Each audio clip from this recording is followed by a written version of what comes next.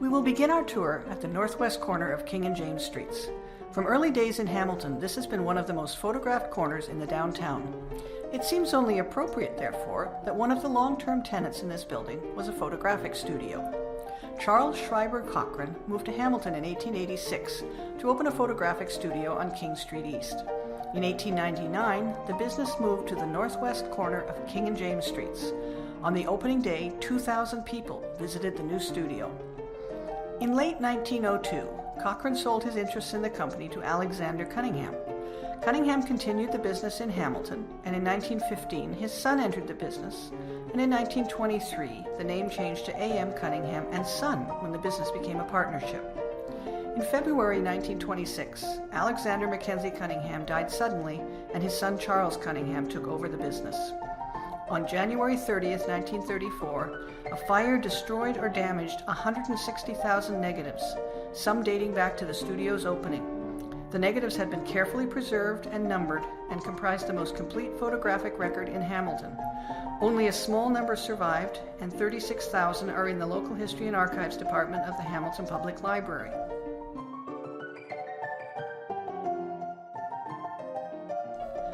Other offices at this busy corner included the Canadian Pacific Railway ticket office and Liggett's Rexall Drug Store.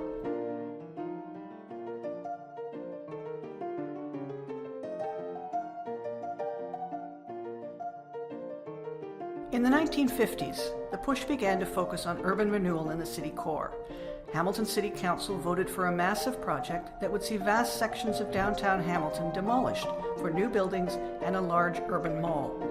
The demolition started in March of 1966, with Mayor Vic Kopp striking the ceremonial first blow. By 1970, the block that would mark Phase 1 of the Civic Square was completely leveled. A groundbreaking ceremony led by Mayor Vic Kopp was held, and representatives of all levels of government took place on October 28, 1970. On November 30th, 1970, the same mayor drove the shovel to dig the first bucketful of earth to mark the beginning of the construction of what was now to be known as Lloyd D. Jackson Square, after the late mayor of the city of Hamilton. Phase 1 opened in August of 1972. In March of 1977, Mayor Jackson's widow, Susan Jackson, and Mayor Jack MacDonald officiated at the opening of Phase 2.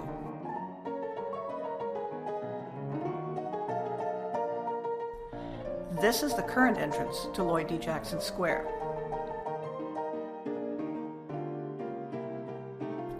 Downtown, Hamilton was quite different in the early years, with smaller, mostly frame buildings surrounding the Gore. This is a view of King Street, looking west across Gore Park in the 1870s. It was in that same decade that the Bank of Hamilton was chartered. They were located originally in the McInnes Building, but when it burned in 1879, they relocated, eventually building their own building on the southwest corner of King and James Streets. By 1890, it was near completion. The style was Italian Renaissance, with a beautiful entrance made of mahogany doors. The banking room had a 35-foot ceiling made of marble, with golden panels and sea green ornamentation. In 1905, the bank increased the size of their head office in Hamilton by adding 8 stories. On Armistice Day, November 11, 1918, Harry H. Gardner, known as the Human Fly, climbed the building to help support the financing of war bonds.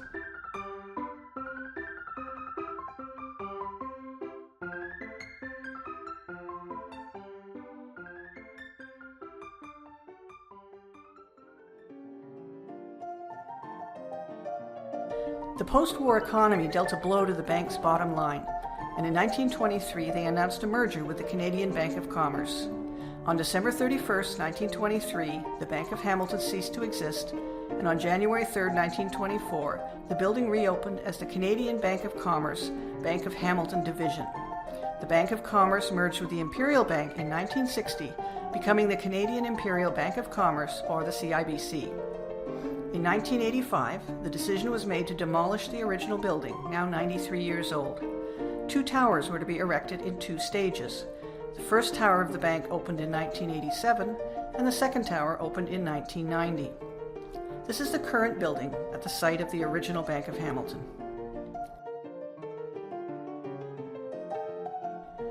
In 1898, the Proctor Building burned down, and Frederick Watkins of the Wright House bought the property on James Street South and erected a building on the site. 1 year later, Watkins went bankrupt, and the building was sold to George Webster Robinson. On November 6, 1899, the G.W. Robinson Store opened for business. It was in this building in that same year that some of the first motion pictures ever shown in Hamilton were screened in a roped-off section of the second floor. The store was successful and went through a number of renovations over the next few years. By 1920, the store was 6 stories high with a rear addition. It also featured the first commercial escalator installed in Hamilton, running from the first to second floors. In 1917, the store opened Toyland for Christmas, and the following year brought Santa Claus to the store. In 1919, Santa arrived at the Toronto, Hamilton, and Buffalo Railway Station on Hunter Street and paraded to the store. And by 1920, the parade was official, with a published route for children and their parents to flock to. Robinson sponsored Hamilton's Santa Claus Parade until 1951. In 1954, the company was sold to the British firm of Owen & Owen Limited of Liverpool. They planned a renovation for the James Street store, including a new storefront using non-reflecting glass, a first in Canada. The renovations continued for the next 6 years, replacing the brick and multi-windowed front with marble panels and a stainless steel grid. In 1969, it was remodeled yet again. By the 1980s, there were 9 Robinson stores in Ontario. The chain was purchased by 2 Vancouver businessmen, but continued operating under the Robinson name. They were the first retail store to have Sunday shopping hours, starting in December of 1983, which led to multiple police charges for violating the Sunday hours bylaws. In 1986, Comark Services, Inc. purchased the chain. In 1989, the original store was closed and purchased by its neighbor, the Royal Bank. The building was subsequently torn down and is currently the site of a parking lot. We will start our walking tour at the northeast corner of King and James. This corner is actually the only one at this intersection that survives from a much earlier age. All other corners have had their buildings demolished and large modern buildings erected. Many of the early buildings of this block have survived, but many more have vanished. One of the more literary buildings along the north stretch of King Street East was a building known as White's Block. It was the home of the Canadian Illustrated News when it was published in Hamilton between 1862 and 1864. It then became the home of the John Eastwood Stationer's Store. The advertisements gave the location as across from the fountain. This building was later torn down and replaced. This is the location of these earlier buildings as it appears today. The Mills brothers, Robert, Edwin, and Stanley, started Stanley Mills & Company in 1888. The company started as a hardware store located on the corner of John and Jackson Streets. By 1896, the store added dry goods, clothing, groceries, and notions, among other things, making it the second department store in Canada. The department store was especially known for its china shop, which was run by Robert Mills, a china connoisseur. In 1893, the Stanley Mills & Company department store moved to 11 to 15 King Street East. When Mills moved to this location, 16,000 people passed its doors every 10 hours. The original King Street building was destroyed by fire in 1903. Over $36,000 worth of damage was done to the building. A new facility opened later that same year. The building was wider and taller than its immediate neighbors.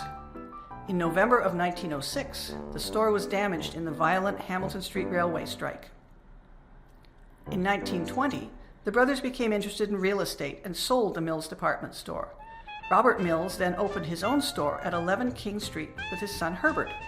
The Herbert S. Mills China Shop opened in 1924 and eventually gained a continent-wide reputation. Mills was famous for being one of the first china shops in North America to stock fine bone china.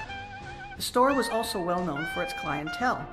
In the 1930s, Franklin D. Roosevelt's mother came to Mills to buy some china for the White House. Mills opened that night with all staff on duty so that she could browse. After almost 100 years in business, the Mills China store closed in 1983. Two other businessmen bought the business and attempted to keep it running, but the store closed for good in 1985. John Northway, the first successful manufacturer of women's clothing in Canada, had opened his first store in Tillsonburg in 1875. It wasn't until March of 1925 that the franchise opened a Hamilton store at 13 to 15 King Street East, the building that had previously housed the Stanley Mills department store. They remodeled and redecorated it and were soon in business. It was shortly after that that the company stopped manufacturing clothing to concentrate on the retail end of the business. The Hamilton store was sold in 1960, and the new owner brought Zsa Zsa Gabor to town in March of 1961 to publicize the chain's new look. In August of that same year, they acquired the Lady Ellis chain of stores. The new owner did not have the marketing skills to survive, and the downward slide accelerated until in February of 1963, the John Northway & Son chain was declared bankrupt and the store closed. This is the current location of the Mills stores and Northways, with most of the facade of the Northway store obscured. However, you can still see a remnant of the Mills China store hanging under the current signage. Continuing along King Street, we reach the F.W. Woolworth store.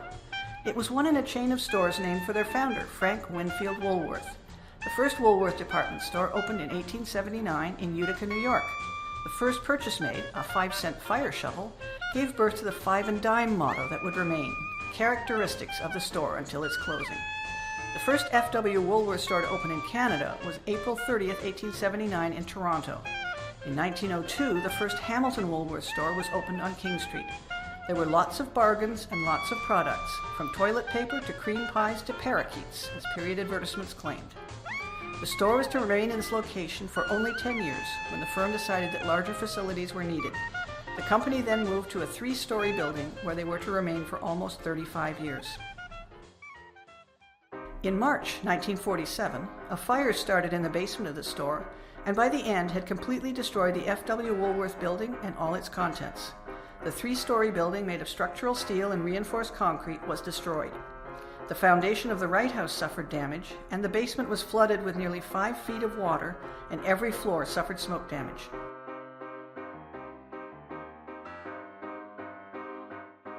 Other businesses to suffer smoke and water damage included Bowles Lunch, Loblaw Groceteria, Tamlin's Drug Store, and Northway's store.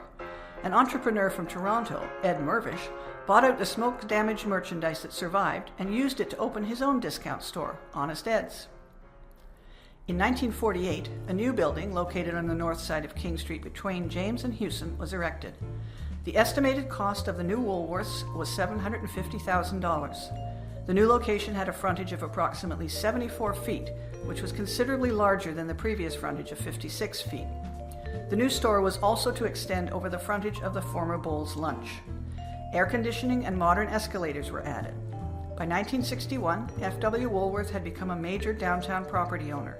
By 1961, there were 4 Woolworth stores in Hamilton, one on Ottawa Street, one on King Street, and 2 mountain locations. At its peak, the store had a staff of 300 employees, predominantly women, a bakery and a lunch counter that stretched down one side and along the back. The restaurant featured a menu consisting of everything from light snacks to full-course meals. In 1990, a firm headed by Toronto lawyers purchased the store, which was then leased back to the Woolworth Corporation until its closure that same year. This is the current site of the Woolworth building.